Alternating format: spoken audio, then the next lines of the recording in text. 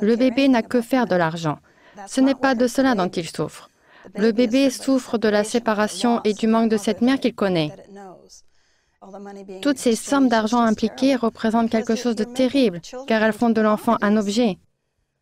C'est presque de l'esclavage ou quelque chose comme ça, de les vendre et de les acheter. Ce qui me semble intéressant, c'est que les gens pensent que les bébés ne reconnaissent pas leur propre mère. Ils pensent que, quelle que soit la mère, le bébé ne fait aucune différence. Néanmoins, si vous allez à la campagne et que vous observez un troupeau de moutons, vous remarquerez que les petits agneaux qui s'y trouvent retrouvent toujours leur mère. Les bébés humains sont tout aussi intelligents.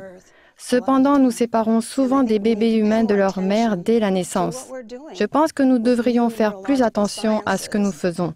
Grâce aux nouvelles sciences neurologiques, nous allons nous rendre compte que ces bébés sont conscients de beaucoup plus de choses que ce que nous croyons.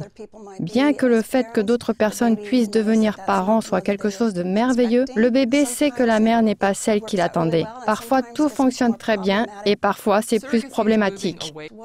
La blessure initiale survient lorsqu'un bébé est séparé de sa mère. Les bébés savent qui est leur propre mère grâce à leur sens et lorsqu'ils en sont séparés pour une quelconque raison, le lien prénatal est rompu. L'enfant et la mère subissent tous deux un traumatisme et ils ont l'impression qu'une part d'eux-mêmes s'est envolée. Ils savent qu'il y a une différence, il y a quelque chose qui ne va pas, il y a quelque chose de pas normal. Et c'est quand ils tombent sur les papiers les concernant qu'ils se sentent trahis, puis soulagés, car ils comprennent ensuite pourquoi ils avaient l'impression qu'ils n'étaient pas à leur place.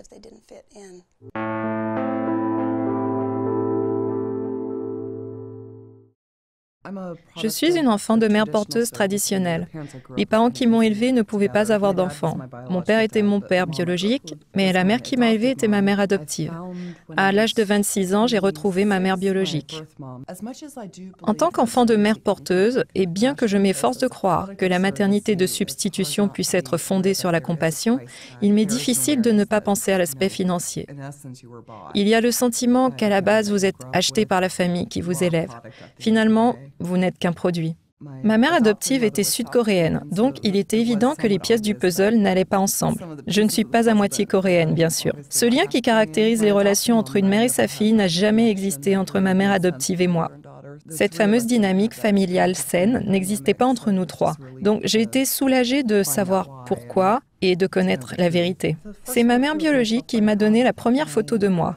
Elle avait été prise au moment de l'échange dans le cabinet de l'avocat. Là-bas, elle m'a tendu à eux, puis ils ont signé tous les papiers. La plupart des considérations inhérentes à la maternité de substitution concernent les adultes, ce qu'ils veulent et ce qu'ils recherchent. Je ne crois pas que cela soit toujours favorable aux intérêts des enfants. Personnellement, je suis entièrement contre. Je ne comprends pas le but de cela. Je pense qu'il existe déjà beaucoup trop d'enfants à la recherche d'un foyer dans le monde. Il faut davantage sensibiliser les gens sur les faiblesses de la maternité de substitution. Il est trop facile de considérer la maternité de substitution en se basant sur ses propres besoins, ses propres désirs et la façon de les satisfaire. Il est bien plus difficile de considérer la façon dont cela peut affecter l'enfant.